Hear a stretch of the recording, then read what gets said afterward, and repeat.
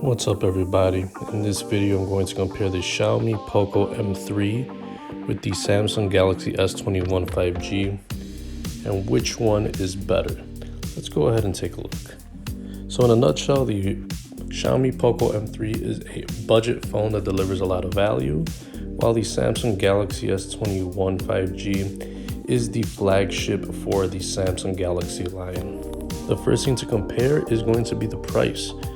The Poco M3 easily wins in the value department. You can get this phone for under $170 here in the US. It used to be an international phone exclusive, but now it is fully available in the US, for example, on Amazon or on eBay. So you can get this real quick in your hands here in the US. While the Samsung Galaxy S21 5G has a flagship price, but not too expensive. It's right around $800. So price-wise, there's a big difference. Another thing to note is that the Poco M3 is not a 5G phone, while the Galaxy S21 is a 5G phone. So depending if you really need 5G and you are in a good 5G coverage area, you're better off getting the S21. That's a better phone for you. But for most people and most apps, LTE and the Poco M3 will still be very capable, and you wouldn't even really notice in the speed difference because LTE is still pretty fast in most cases. Next, let's talk about size. The Poco M3 is 6.4 inches tall, 3 inches wide, 0.38 inches thick. S21 is around a little bit less in height. It's 5.9 inches in height, 2.8 inches in width, 0.31 inches in thickness. So the overall smaller device is the Galaxy S21. For the weight, the Poco M3 is right around 7 ounces compared to the Galaxy S21, which weighs in at just under 6 ounces. So there's a little bit of a discrepancy in weight. You get a overall lightweight device in the S21, but there's a good reason that Poco M3 weighs a little bit more, and we'll get to that later on in the video. Now let's talk about build quality. The Poco M3 has a glass front, plastic back, plastic frame. Galaxy S21, glass front, plastic back, aluminum frame. By no means do either of these have a flagship build quality, but it's mostly a plastic feeling all over the Poco M3, and for the most part, almost all plastic on the Galaxy S21. You don't have any real glass anywhere on these devices, and I expect that from Poco M3 at this price point, but it's kind of a shame that you're paying $800 and you're not getting that super premium feel. But either way, if you slap a case on these phones, it's really not going to matter. But for the win in the build quality, I'm going to have to toss it up to the Poco M3 just on the price. A little bonuses on each of these phones. The Poco M3 has a dual SIM capability, so you can put in 2 different SIM cards for 2 different services, while the S21 has a dual SIM functionality, but one of the SIM is a eSIM, so you don't have to physically go buy a SIM card. This is great for travelers, so you could have 2 different phone numbers, 2 different data plans, and you could swap and all that and use both of them. So that's pretty good on both of these phones. One other thing to note is that the Poco M3 is fully unlocked on GSM network, so it doesn't matter which color Poco M3 you get, it's going to be fully unlocked with the dual SIM capability. While it's going to be a little bit different on the Galaxy S21, you're going to have to watch out on which network it was made for and if it's unlocked. So if you don't get the fully unlocked version, you might have problems on your network and if you want to switch carriers. So be careful on that. So I'm going to have to give the edge on that to the Poco M3. You don't have to worry about that. It's fully unlocked. There is no dust and water resistance rating for the Poco M3, while the S21 does. It has IP68 dust and water resistance. You could dunk it in water up to 1.5 meters for 30 minutes, so advantage Galaxy. Now let's talk about the important screen. The Poco M3 has a 6.5 inch display. It's bigger than the 6.2 inch display on the Galaxy S21. You're getting 83% screen to body ratio on the Poco M3, which is less than the 87% screen to body ratio on the S21. So you're getting a bigger overall screen on the Poco, but you're having more screen to body ratio on the smaller 6.2 inch of the S21.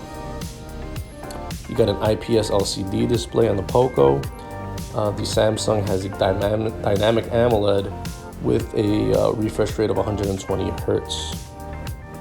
The resolution is very interesting because the Poco M3 has a 1080p display Full HD, while the S21 also has a 1080p Full HD display. So the $170 budget device is right on par with the screen quality almost on the S21.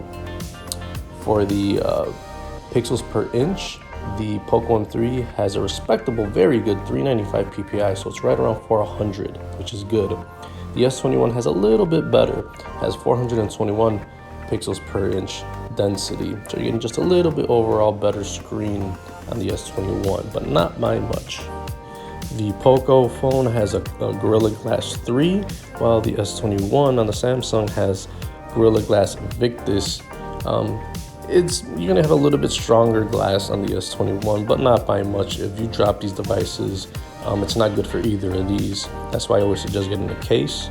Another bonus on the S21 has an always on display if that's something that matters to you. Now for the OS, the Poco phone is running Android 10 with MIUI skin on top.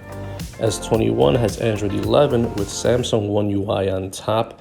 Both of these phones, software has its own version of skin on top of Android. For updates, you're going to get more with the Galaxy S21. Samsung is really committed to giving their phones more years of updates. So give or take around 3 or 4 years of updates on the S21, while the Poco M3, good luck on that. It's probably not gonna get any updates at all, especially since it's running on Android 10. But to tell you the truth, I don't see a lot of differences when between updates on older Androids of older versions of Android and newer ones. Just small little things, and it's hard to figure out because of the skins that are on top. So in essence, I mean, it's still gonna be, both of these phones are still gonna be good for running all the apps that you download from the store and all the games. So it really doesn't matter too much on which version of Android you're running, but I just wanted to put that out there. For the chipset, the Poco M3 is running the Qualcomm Snapdragon 662, while the S21 is running the top-of-the-line Snapdragon 888. So you have a low to mid-range chipset on the Poco M3, while the S21 has a flagship. Now, the performance of the chip won't matter too much on regular apps, on most apps that people use, but you will see the S21 last longer in the next coming of years. You'll definitely have a little bit of added oomph in the chipset of the S21. It'll be still a good chip a few years from now, while the Poco M3 chip, it's going to slow down over time dramatically, and overall the faster chipset is in the S21, and overall everything will be a little bit faster. But for most people, the value in the Poco M3 is worth that little bit of extra wait time. In the RAM department, the Poco M3 has 4 gigs of RAM, which is okay, while the S21 has 8 gigs of RAM, which is more than enough. I'd say that the average person will not see too much of a difference in the RAM unless you're running a lot of different apps in the background. In that case, I would suggest getting the S21, and that's the advantage, and it'll be kind of future-proof the device. But by no means is the Poco M3 going to be having a lot of apps crash. So just keep that in mind. For the internal storage, the Poco M3 has 64 gigs as its base storage, while the S21 doubles that to 128 gigs of storage. So the advantage goes to the S21, but the Poco M3 has a micro SD card slot, so you could easily surpass the S21 storage by just getting a $10 or $20 SD card. So the advantage goes to the Poco M3 on that one. For the camera setup, the Poco M3 has a triple camera, 48 megapixel main camera, 2 megapixel macro, 2 megapixel depth. The S21 has a triple camera setup as well, 12 megapixel main, 64 megapixel telephoto, 12 megapixel ultra wide. So overall, the better camera is obviously going to be the S21. It's a flagship camera setup. It's the best of the best. You will have a difficult time trying to take a bad picture. You're always going to be pleasantly surprised in the S21. But for the average person, if you're out and you have bright light and you're in the right lighting, you should have no problems getting some good shots from the Poco M3. For that price of $170, you'll take some respectable, pretty good shots, and uploading them to social media or sending them to your friends. If you're really into photography and videos and content creation, then obviously the S21 will be a better phone for you. Video resolution on the Poco M3, you can shoot up to 1080p, while you get 8K on the S21. So again, if you're really into videos and content creation, the S21 will be better served for you. But I think for most people, 1080p on the M3 should be sufficient. Selfie on the Poco M3 is 8 megapixels. S21 has a 10 megapixel selfie camera. The M3 you could shoot video up to 1080p on the selfie, 4K on the S21. So obviously you have a better overall selfie cam on the S21. One advantage of the M3 is that it has a headphone jack. So if you still want to plug in your headphones or your mic or connect to your car via aux cord to listen to music, you have an advantage on the M3. The S21 does not have a headphone jack, so advantage Poco. In the wireless department, both of these phones have Bluetooth 5.0, and they'll be more than enough to connect your wireless devices such as a smartwatch, all your wearables, your smart band, your wireless headphones, your speakers, stuff like that will happily connect to both of these devices. The Poco M3 does not have NFC, while the S21 does have NFC, and that's mostly reserved for payments. You got USB Type-C on both of these phones for charging. It's the same port used on laptops, Chromebooks, Windows PCs, MacBooks, tablets, iPads, all that good stuff, so it's a very versatile port. For unlocking and security, the Poco M3 has a side-mounted fingerprint reader, while the S21 has a under-the-display fingerprint reader. Both ways are very reliable and quick ways to open up your device. Last but not least is the battery. And I'm going to backtrack in the beginning of the video when I said that the Poco M3 is a little bit thicker, and that's because of the gigantic, massive 6,000 milliamp battery.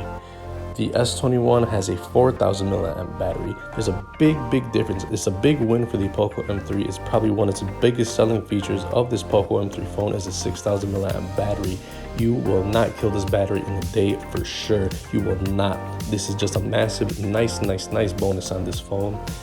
And it's in contrast to the 4,000 milliamp battery on the S21 5G. That is a tiny battery in a flagship phone. Not acceptable, especially since this is a 5G phone. 5G phones use up a lot of power. And for this, $800 versus $170, and you get a lot more battery on the lower end phone. It is very disappointing on the Galaxy front. Both of these phones do come with fast charging, so you get 18 watts on the Poco M3, 25 watts on the S21. You also have fast wireless charging at 15 watts and reverse wireless charging at 4.5 watts. But at the end of the day, the Poco M3 really wins the battery department, hands down. Very impressed. So in conclusion, which is the better phone for you? Which is the better buy? I am definitely going to have to hand it to the Poco M3. It is a fully unlocked dual SIM device. You can get it from Amazon on eBay. It's available right away. It used to be international only, and it was a hassle here in the US. The S21 is still a great phone if you are really invested in the Samsung ecosystem, or if you just like the Samsung UI. And it's an overall great camera. It takes good videos, good pictures. If you're into content creation and you like Android, you go with the Samsung Galaxy S21. If you want tons of battery life and you don't mind being on LTE connection, the Poco M3 will be the phone. Battery department is just a beast. That's the biggest selling point, is the battery. It's just, you just will not be able to drain this battery in one day. And I mean, it might be a little bit slower, but for I think 99% of average consumers, the Poco M3 will be a pleasant surprise for them. Well, that's it, guys. Thanks for watching. I'll see you in the next one. Peace.